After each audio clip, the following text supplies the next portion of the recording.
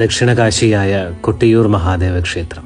പ്രകൃതിയും മനുഷ്യനും ദൈവവും ഒന്നാകുന്ന സ്ഥലം. ക്ഷേത്രത്തിന്റെ ചരിത്രം ദക്ഷയാഗവുമായി ബന്ധപ്പെട്ടിരിക്കുന്നു. ഹൈന്ദവ പുരാണം അനുസരിച്ച് തന്റെ മകൾ ശിവനുമായുള്ള വിവാഹത്തിൽ തൃപ്തനാകാതെ ദക്ഷ പ്രജാപതി തന്റെ മകളായ സതീദേവിയും ശിവനെയും അറിയാതെ ഒരു സ്ഥലത്ത് ഒരു യാഗം നടത്താൻ തീരുമാനിച്ചു. ദക്ഷന്റെ ഈ ഉദ്ദേശം അറിയാതെ സതീദേവി യാഗഭൂമി സന്ദർശിച്ചു. പക്ഷേ സതിയുടെ പിതാവിൽ നിന്ന് അവൾ അപമാനിക്കപ്പെട്ടു.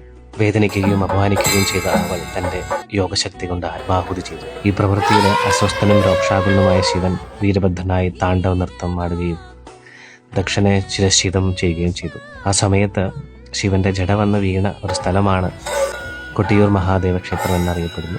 ദക്ഷയാഗം നടന്ന സ്ഥലമാണ് കൊട്ടിയൂർ എന്നും ഒരു ഐതിഹ്യ കഥകൾ പറയുന്നുണ്ട്. ബാവലി നദിയുടെ എതിർത്തീരത്ത് അക്കരെ കൊട്ടിയൂർ, ഇക്കരെ കൊട്ടിയൂർ എന്ന രണ്ട് ക്ഷേത്രമുണ്ട്. മെയ് ജൂൺ മാസത്തിൽ വരുന്ന ക്ഷേത്രത്തിലെ വാർഷിക ഉത്സവമായ വൈശാഖ മഹോത്സവത്തിൽ 28 ദിവസത്തേക്ക് മാത്രമാണ് അക്കരെ കൊട്ടിയൂർ തുറക്കുന്നത്.